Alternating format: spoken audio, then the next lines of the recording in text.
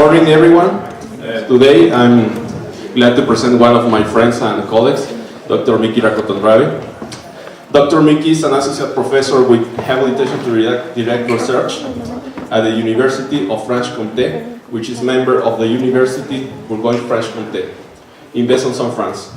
He's head of the research team methodologies for the design and for the control of mechatronic systems at FemtoLab, and head of the International Master on Control for Green Mechatronics of the University of Bourgogne-Franche-Comté. His works deal with the design, modeling, control, and signal estimation for smart materials-based miniaturized mechatronic systems, and in particular based on piezoelectric materials. So please welcome to my colleague and friend, Micky Rakotondrabe. Okay.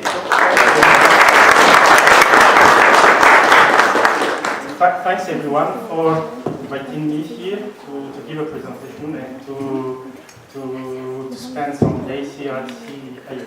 So the talk is about high dynamics and high precision positioning piezoelectric materials for micromechatronic systems. So mechatronic system with small size. So this is the outline. I'm going to present first the Institute of Research and my research team, and then the context of my work. And then we are going to see some development of mechatronic systems based on piezoelectric materials, and some methodologies of design that we use to develop them. And then, rather than presenting control, I'm going to present modeling and signal estimation for these systems, because I think most of you already aware about control. And finally, I'll give an introduction to piezoelectric energy harvesting, which we are starting to work since 1 or 2 years now. So Femto ST Research Institute, in fact, is based in 2 cities in France. So we have France here, east of France is here, we have Switzerland here, Germany here, Italy here, and Femto ST Institute is in fact in these 2 cities, Besançon and Belfort. So these are located in the Bourgogne-Franche-Comté region, which is a big region in France and Europe. So there are 750 people at the Femto Institute, Femto ST Institute, with approximately 230 PhD students. So there are 7 research departments at the Institute, in fact. So they are here. We have time frequency department, computer science department, optics, most of you may know, micro nanoscience department, applied mechanics, energy, and the last one is automatic control and micromechatronic systems department, where I am. So at this department, we have 4 teams. There is a team working on nanorobotics to develop very small robots to do manipulation, nano manipulation and micro manipulation in particular. Another team is working on biomedical microrobotics. So for instance, to develop microrobots for surgery, capsules as well. Another team on prognostic and health management. And finally, the last team is on control and design for mechatronic systems, which is MAX, and which I direct.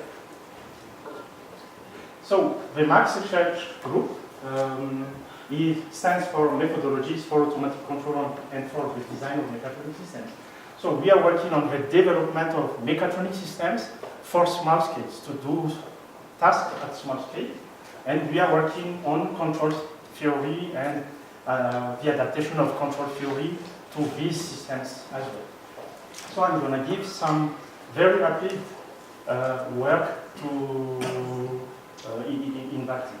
So we have 12 permanent staff.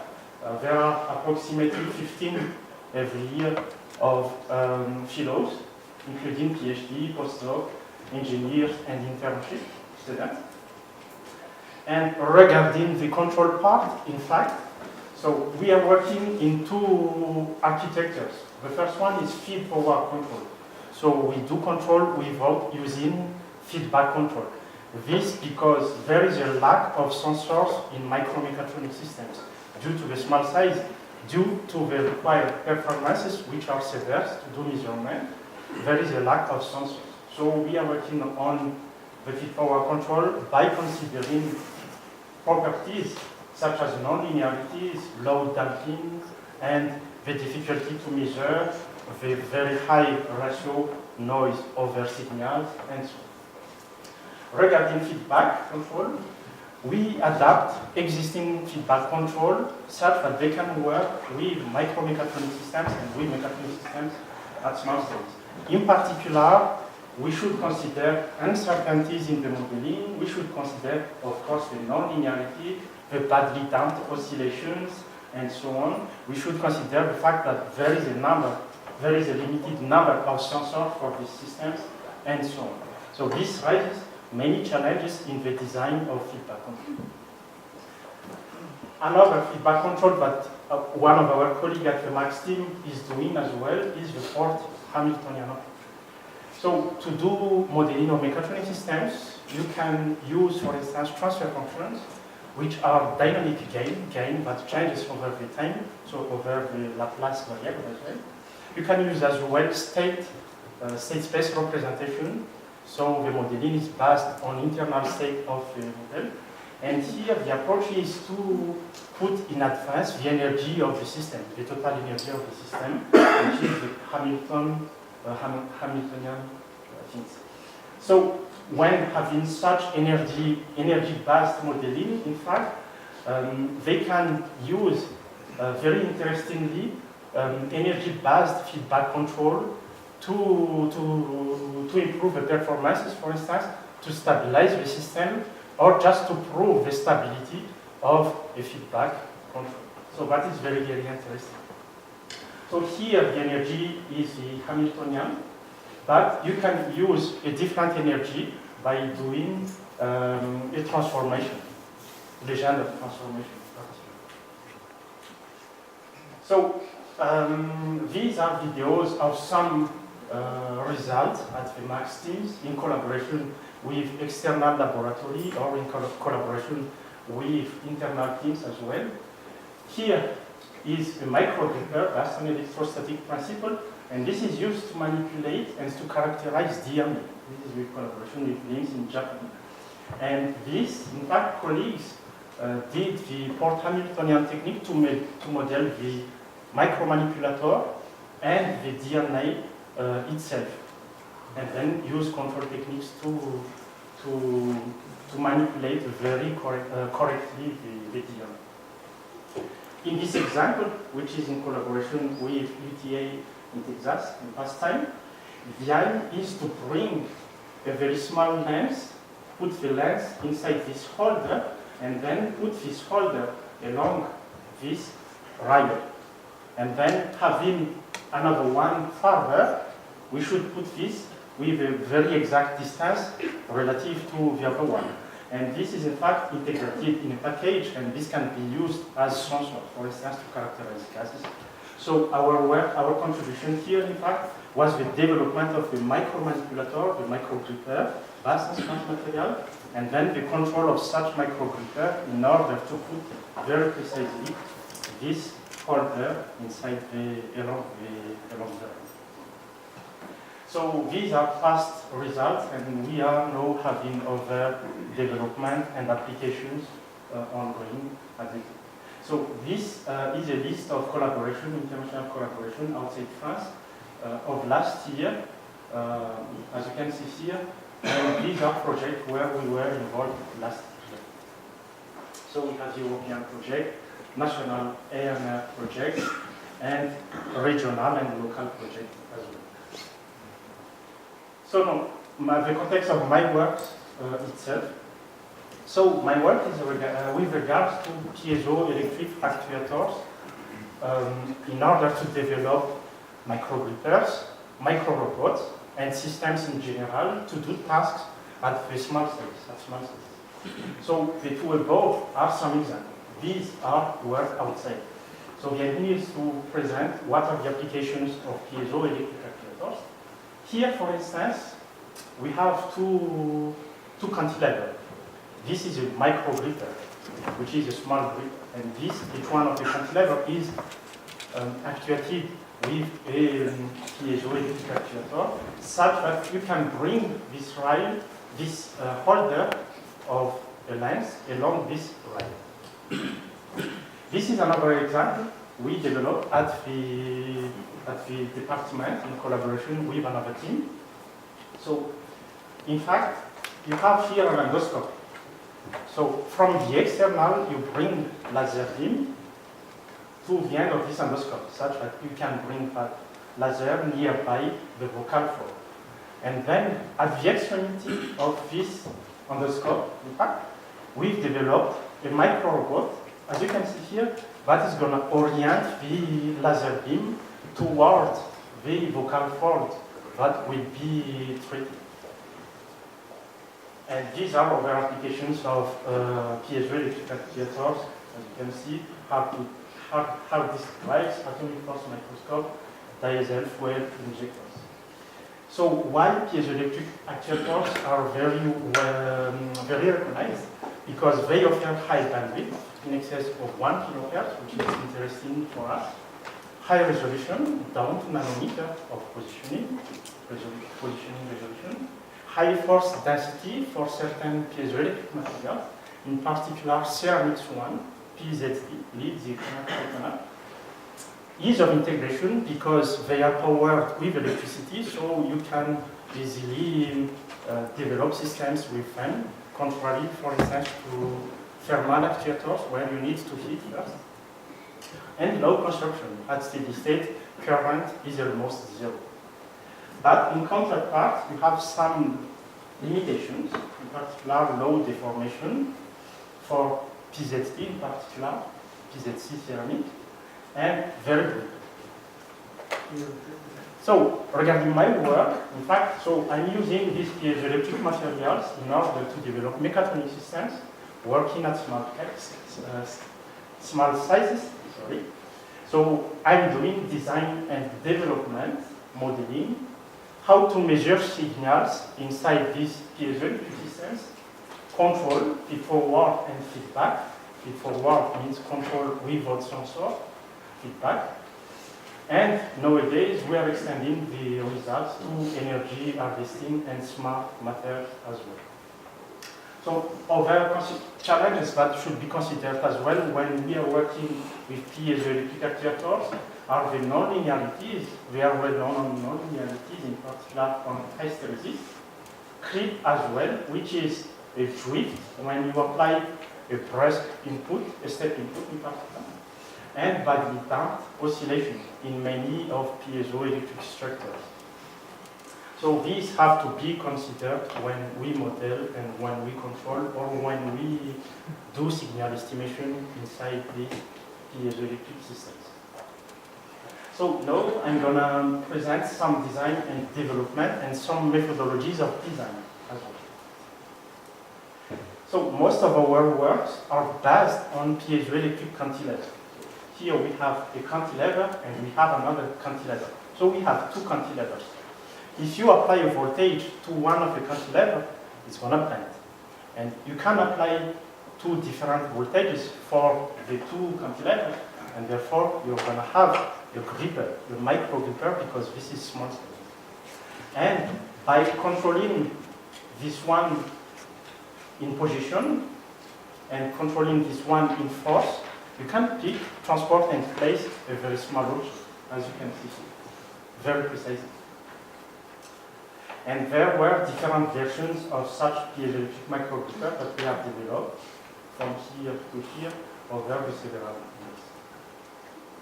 This is another development we did at the department as well, which is the micro robot for vocal cord surgery. So we have the endoscope from the external to nearby the vocal cord. We have here the laser source. We have the laser beam to be brought here, and at the extremity, in fact, we have developed a micro robot.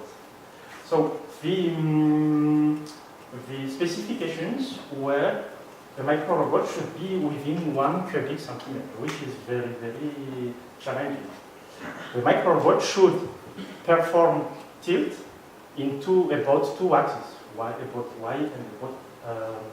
about X. Sorry. And certain bandwidth should be performed as well, and the same for the range. So to do that, in fact, we combine several principles to reach such very challenging specifications. The first one is that we use piezoelectric materials, of course, because our background is that, and because of the high resolution and high bandwidth they can. So here we have 6 piezoelectric actuators, 1, 2, 3, and 1, 2, 3. So each of them can bend. First principle we introduce. Second principle we introduce here is to combine serial structure with parallel structure. So the serial structure is the fact that we use 3 actuators in series, such that you can amplify the displacement. You have 3 times amplitude. And we use parallel structure because we have one arm here and we have another arm here. And when using parallel structure, in fact, you gain in velocity. You maintain at least the velocity and therefore the bandwidth. The third principle is introducing the lever principle to amplify the displacement. So we have here the piezoelectric actuator embedded here at the side. And when it bends, in fact, we have here a lever. So it is embedded somewhere here, sorry. And we have the lever somewhere here, such that the displacement here will be amplified n times. Right? And we use such lever principle in each of the 6 actuators.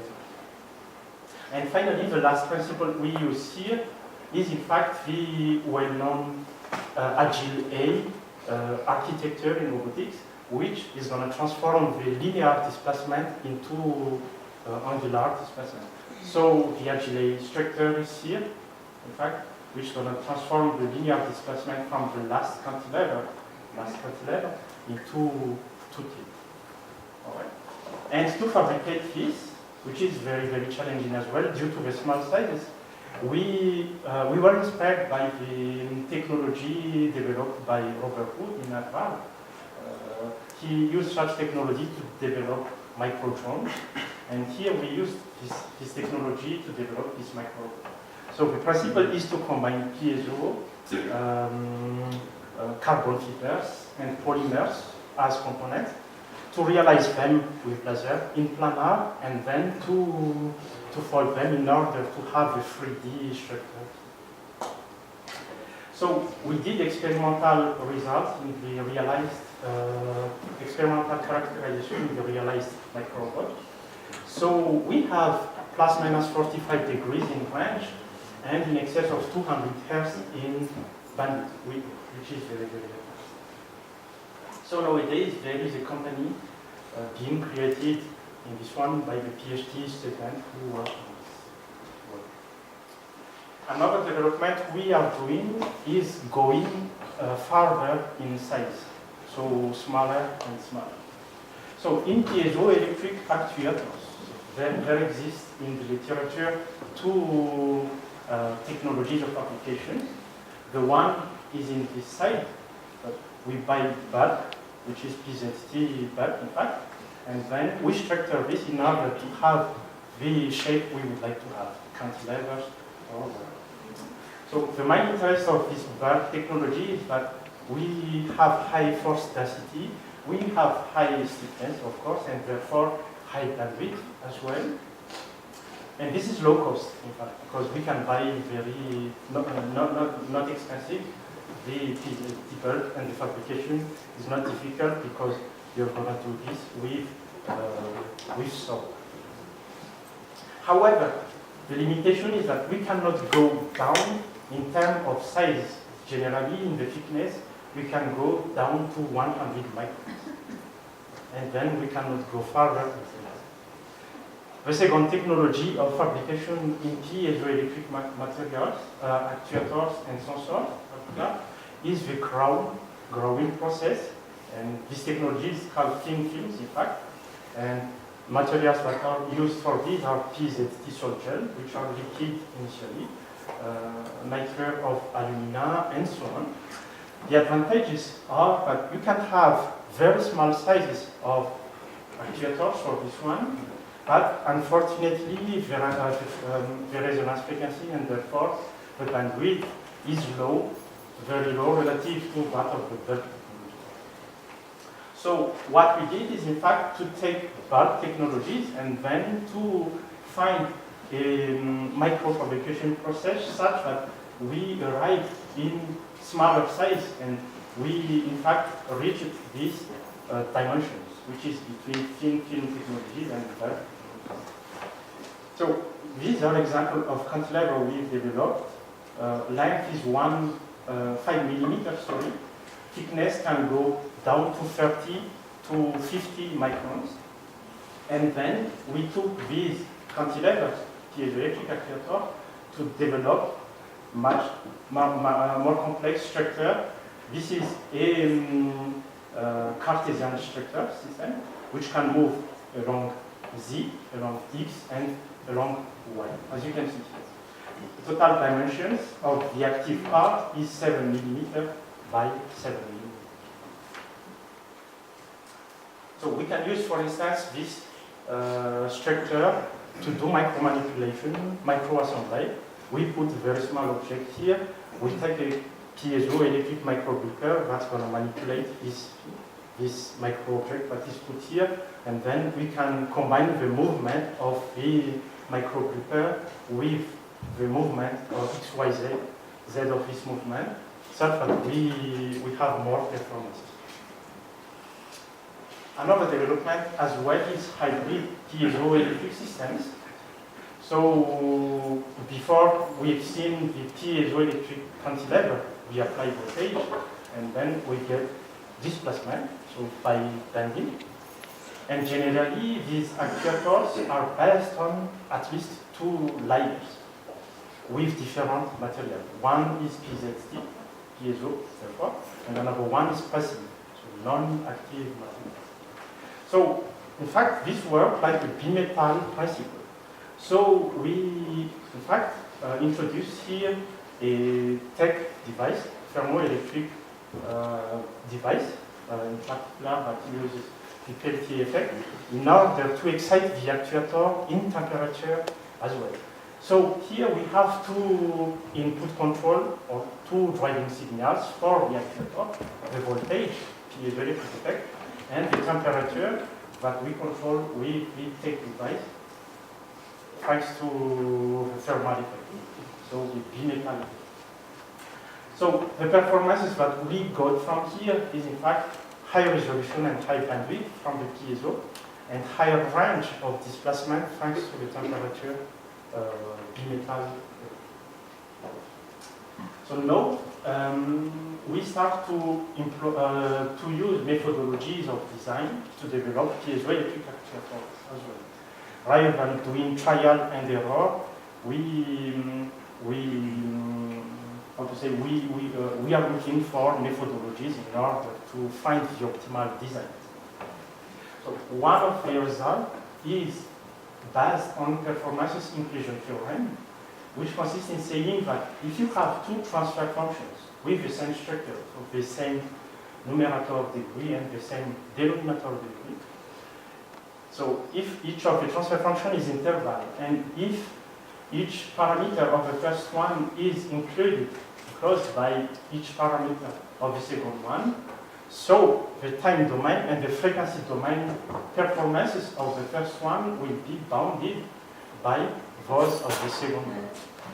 So we exploited this result to design piezoelectric cantilever. So we take the structure, which is cantilever, with piezoelectric material and passive material. We take its model, transform this into transfer functions, and then we impose desired performances. For instance, here, in terms of resonant frequency and in terms of range. For example, we would like that the resonant frequency of the to-be designed actuator be inside F1 and F2, between 100 Hz and 200 Hz, for example. And the same for the output displacement. This is going to be the gain per volt.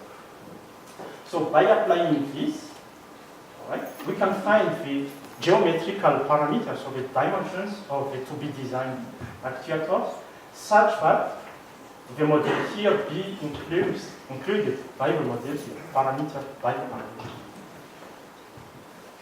So, for example, we want to find the optimal thickness of the piezoelectric material and the thickness of the passive material after applying interval techniques to solve the problem. So we have such result.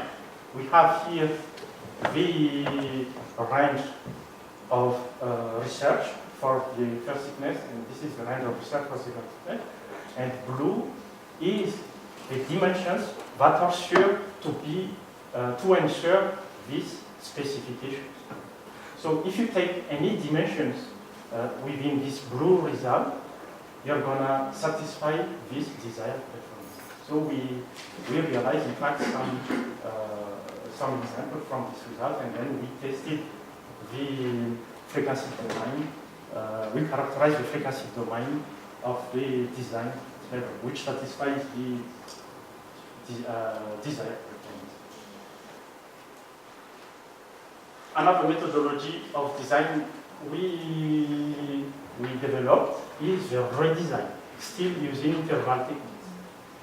So, for instance, we have an existing actuator, which is here, right, with given length, given width, and given total thickness.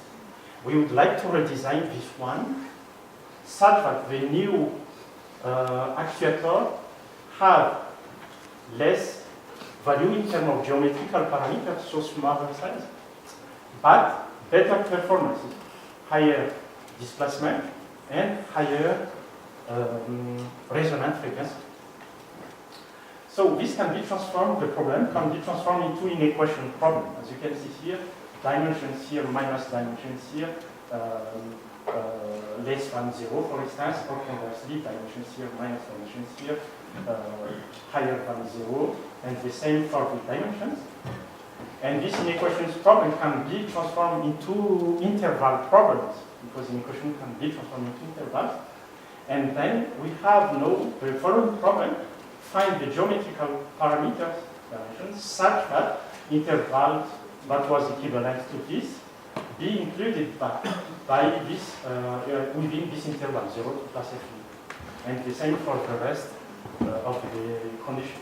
So this is a set inversion problem that can be solved with set inversion problem via interval analysis, which gives us a result similarly to previously. We can find, for instance, the dimensions, length, and total thickness that will satisfy these prescribed performances. So we realize the result, and we tested which satisfy the specifications, as we can see. Nowadays, since 1 or 2 years, we are using topology optimization in order to find the optimal dimensions that will satisfy certain performances as well. So we started with passive structure, to which we are gonna put external actuator. So we are gonna put actuator here, piezoelectric actuator, and the aim is to find the optimal shape such that we maximize, for instance, displacement in this direction or in another direction. And nowadays, this is classical. In fact, to optimize, for instance, stairs inside, in the seats, in airplanes, such that we minimize the weight as the same. But our work in particular, and the challenge we are facing, is how to exploit this topology optimization such that the material in itself, initial material, is already piezoelectric materials. So we have to consider the model of piezoelectric materials, and we have to introduce them inside the existing topology optimization. So we start to have good results nowadays. We start with rectangular shape, for instance, piezoelectric materials, and then we come back to, we arrive to a optimized shape of actuators, for example. Now, having some developments on piezoelectric materials and piezoelectric actuators, we can model them. Once we have a model, we can calculate a feedback controller or a feed-forward controller, or we can use observers. We can develop estimation techniques in order to measure signals, but what we can do as well feedback control. We are going to waive the control part. We are going to see much more the observation and estimation part. But first, let's see the modeling. So, most of you may know, I'm going to very quickly remind piezoelectricity in order to go to the model. So I'm going to take here the example of quartz. So in this quartz, in fact, let's take this mesh of SiO2. So we have here 3 positive ions and 3 negative ions. So overall, we have a 0 charge. So now, if you press, in fact, in this direction, the mesh, you're going to have something like that, and the center of positive charge will be moving down, the center of negative charge will be moving up, and therefore you're going to have here an internal polarization, and therefore you're going to have charge at the surface of the mesh. The same thing happens if you are pressing the mesh in the perpendicular direction. So this is a direct piezoelectric effect. So from mechanical stress, you obtain electricity. Okay. One important thing here probably is that there is a coefficient that links the deformation or the stress as well that you put here with the charge. So this coefficient is named D, so a piezoelectric coefficient.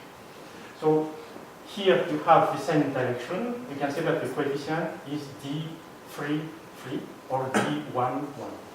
Right? Axis 1 for the mechanical stress and axis 1 for the appearance of electricity. Here is going to be D3, 1. So axis 1 for the mechanical stress, and then you have electricity in the axis 3. So D31, D33, or D1. The converse piezoelectric effect, because this is reversible, is that you apply electricity and then you obtain deformation. Note that the direct piezoelectric effect is used for sensors, mostly used for sensors. It is also used for energy harvesting. From mechanical deformation, you recuperate, harvest energy. And this is also used in lighters. So in the converse piezoelectric effect, so let's take the same mesh here. We are going to apply here the voltage. Positive charge here is going to be here. Since this is not a conductor, all right? So positive charge normally stays here, negative charge stays here. Positive charge which are staying here is going to repulse the positive ion here. Negative charge here is going to repulse negative ion here. And therefore you have deformation. So you obtain the converse piezoelectric effect. Apply electricity, electrical here, you obtain deformation. And if you reverse the polarization of the supplier, the generator, negative charge here is going to attract the positive ion here, and positive charge here is going to attract the negative ion here. So you have expansion rather than contraction. All right. So here you have the converse piezoelectric effect, but you have another phenomenon here, which is very important in some application, and this is the dielectric effect, because you apply electrical field and then you obtain internal cooling as well, as you can see here. So we are going to come back to these two effects later for when we want to do measurement or do self-sensing. Now, from this, in fact, this principle, in 87, the IEEE ANSI standard on piezoelectricity, developed a model. This is it is a mathematical model, but sometimes we can take this as a physical model when we we are going further in the modeling. So, in fact, they developed the equation of the strain deformation versus the applied stress. So we have the purely mechanical part here. S is therefore compliance, inverse of stiffness. The deformation versus the applied electricity, electrical field as well. So you have here, as we said before, the piezoelectric constant or piezoelectric coefficient, D. And you can have as well the deformation versus the temperature variation. So we have here the thermal expansion. Okay. They also developed the, how to say, the density of charge, so charge displacement versus the same variable.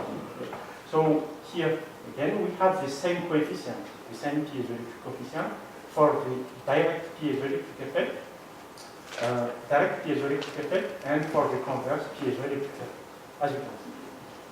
Charge versus the applied electrical field. So we have here the dielectric coefficient due to the dielectric effect. So this is the permittivity, dielectric permittivity. And then you can have appearance of charge versus the variation of the temperature. So this is called the pyroelectric coefficient. And this is in fact, for some cases, a second order phenomenon because when you apply the temperature variation due to thermal expansion, you're going to have first deformation, then due to the deformation, you come back to the appearance of electrical charge. And then finally, they develop as well the evolution of the entropy here versus the same variables. In fact, so mechanical stress, electrical excitation, and temperature variation. This model is linear, this model is static, so this is, at this time, this cannot be used directly for a more complex structure, for instance. And among these more complex structure, we have the cantilever structure.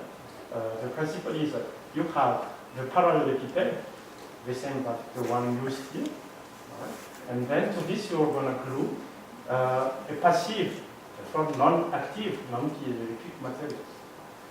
And when you apply a voltage to the piezoelectric layer, thanks to the previous equations and thanks to the converse piezoelectric effect, it's going to contract or expand. And since this is glued to this passive material, finally we're going to obtain here a deflection, and then we can exploit this deflection to move small objects, and we can have two of these to create a gripper as well. So this example is when we have two layers, one piezoelectric layer and one non-piezoelectric layer, which is a so-called passive layer. But we can use with different various number of layers. So, for example, when we have a bilayer structure, one is piezo and one is passive, we have any more cantilever structure. This is one piezo and one layer, so we have any layer. Here is B layer, we have two layers, but both of them are piezo. So we have B layer and B more in this case. And more generally, we can have multi-layer, multi-morph structure as well. This can be used to develop actuators. This can be used to develop energy harvesting structure and sometimes sensors. So since these structures are classical in actuators, in particular and in energy harvesting, there were some development of models in past time. And among the most interesting developed modeling is that of Ballas in 2007. So in fact, he developed a static model for a multi-layer, multi-morph piezoelectric cantilever, as you can see. We consider this as a more general because first, this is multi-layer, multi-morph, whatever the number of layers. Secondly, because he gave in fact 4 output variables. So the first is the deflection at any point x along the cantilever, the angle of deflection of so the moved volume, so here, and the charge appearing, total charge appearing in the surfaces in the electrode of the piezoelectric layers. And versus 4 variables, moment, applied to the cantilever, force applied at the tip, P, which is the linear load, so load along the cantilever, and the voltage applied to all piezoelectric layers. For example, if you want to use the cantilever as actuators, we can take the mechanical output versus the electrical output, as we can say. So we can take the relative coefficient quantity. If we want to work in energy harvesting or some source, we in this case are interested in the output charge. How much charge do I have when I have this mechanical excitation? Ballas also developed the harmonic response of such systems. So still, the coefficients are still based on the geometrical parameters and physical parameters, particularly piezoelectric coefficient and the compliance. But also in this case, the coefficients are based on the ratio between the excitation frequency and the resonant frequency of the structure. So this is interesting when, in particular, we are working in energy harvesting. As we can see, it depends on we will see, it depends on this ratio as well. In our case, we are interested in using this cantilever, all right, here and here, to pick, transport, and place small objects very precisely with a high dynamics and so on. So we can apply voltage here that this moves with a given desired displacement, and we can apply voltage here such that we control the force, the manipulation force, and therefore we avoid the destruction of the object or the actuator. So now we are going to give the model of such actuator. We are going to consider one cantilever, this or this, whatever. To this, we can apply a voltage. We obtain displacement, and we can have external force due to the presence of the manipulator. Once we have that, we can design a controller such that we satisfy certain performances, for instance, during the manipulation. To do the modeling, we are going to develop first the relation between the voltage and displacement. So we are interested with the displacement as output value. So from the book of Ballas, in fact, we've seen that the displacement is linear versus, and globally, affine versus the applied voltage. This is from the Ballas. So we have the force, we have the voltage, and we have the output displacement. This is the piezoelectric coefficient for a cantilever in this case. And Cp is the compliance, which is the inverse of the stiffness. This is static, this is linear. So since we may be interested in the displacement at the tip, so we just take x equal the length of the cantilever. So we have the time domain, and then we can have very quickly the Laplace domain model. So this is static, linear. So later on, Adam introduced, in fact, the dynamics parts for both. Since we have the same structure, whatever the excitation, the dynamics, here is the transfer function, normalized transfer function, is the same for both. And this assuming that the purely electrical part, piezoelectric part, before the piezoelectric side, is highly rapid. So considering therefore this new dynamic model, linear, so we can distribute this dynamics everywhere. However, it is observed that piezoelectric actuators exhibit non-linearity, in particular hysteresis and the creep. So in the piezoelectric part, rather than taking this linear model, we are going to introduce a non-linear model, non-linear dynamic model. So versus the voltage. Now, when we check more in detail, if we apply a step voltage here, what's going to happen? So first, we are going to have a badly damped oscillation, very, very quickly. This is the interest of piezoelectric material, because they offer a very high value. So this time, this transient part is very quick. And then we have a very low, very slow drift. And this slow drift is in fact called creep. This is a creep phenomenon. So from this, in fact, we can separate two parts. So we can approximate this as the sum of two signals, the first one here and the second one corresponding to it, but I shift with this time corresponding to the transient part. All right. So both of them are nonlinear. One is relative to hysteresis and the other one is relative to recurrence. However, transient part is very, very quick, generally less than 100 milliseconds, while creep phenomenon is very, very slow. You have something like 10 minutes, you still have the creep phenomenon, the drift, evolving. So this time is negligible relative to the dynamic here.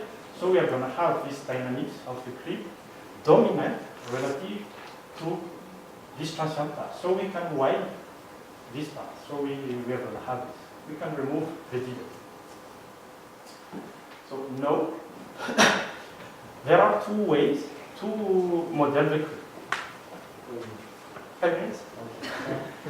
So two ways to model the creep. One is nonlinear modeling, and another one is to approximate finally the creep into linear. So we can replace this part into linear modeling, and we have here the hysteresis part, but we can approximate with the Hammerstein scheme, which is a nonlinear static part followed by a linear dynamics. So finally, we are going to have a model like this one. We have the disturbance due to force. We have the creep phenomenon, which can be considered as disturbance as well. And we have the piezoelectric part with hysteresis and linear dynamics in this. So we can take any hysteresis model for this system. The first modeling is based on the displacement modeling and on the behavior of the object that you manipulate in fact. And then finally, we are going to have the evolution of the force, which we can see that it depends on, it strongly depends on the property of the object to be manipulated.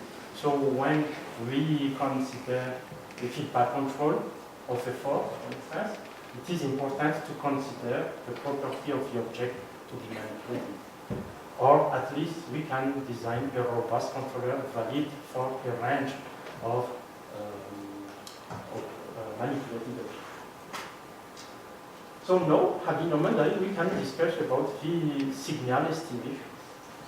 So one way, in particular for force measurement and estimation, is to use the left actuator as a displacement actuator, and this as purely sensors by amplifying the charge that appears on the surface during the deformation.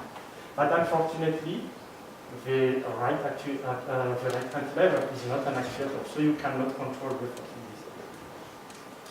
Another way is to consider the right actuator as a right cantilever as actuator, and then use observer techniques to estimate the force. For instance, here in past work at lab, use an energy estimator observer to estimate the force. The limitation of this technique is that we should impose the dynamics of the force, which is not a priori known unless we know the behavior of the object, and this is linear. Another technique is to inverse the model. So from the previous displacement voltage force model, we can extract the force, and then we have the evolution of the force from which we estimate this force. But this is an inverse model first, and this is an open loop technique, so this is sensitive to uncertainty. If we badly identify, for instance, the parameters of the actuator's model, it's going to not be efficient. Another way is to use a non-input observer techniques to estimate the force. So let's consider again the state space model of the actuator. We have internal state and we have output displacement. U is the driving.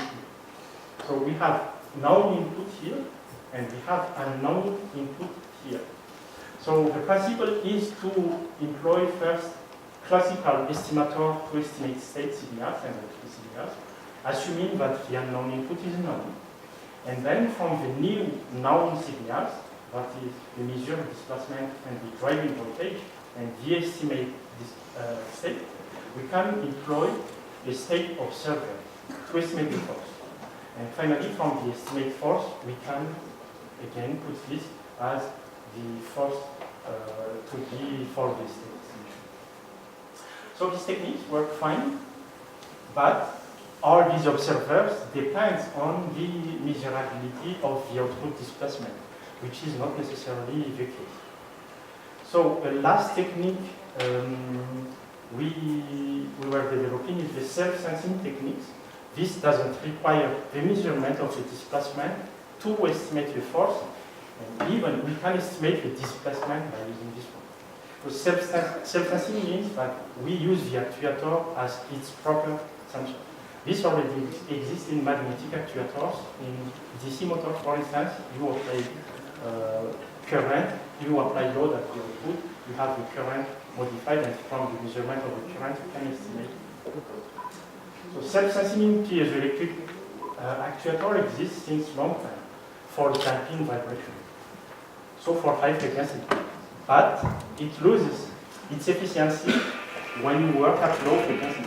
So our challenge here is to combine self-sensing with observer techniques such that we can estimate force, displacement, and even internal state without, in fact, some external sensor used. So these are some results.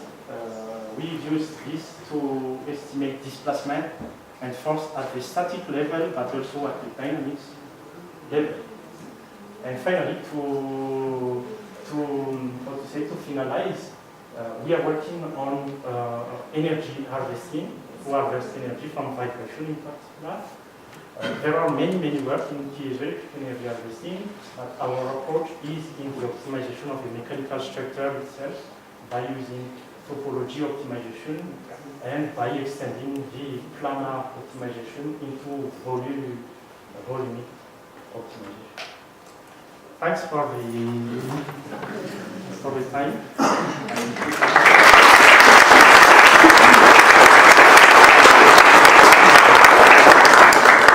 Thanks, Micky. Maybe we have time for a couple of questions. Yes. I speak loud. Thank you for your presentation. I just have how efficient are the devices for energy harvesting? So the energy, you mean say how is the power, for instance? Yeah, for instance. Yeah. In fact, to answer this question, I'm going back to this. In this very basic example where we use a classical rectifier, in fact, Vertech and Newman developed the equation of the voltage and the power. And it depends, of course, on the property of the material, which is new, also on the load. So we have to find the optimal load for a given piezoelectric energy.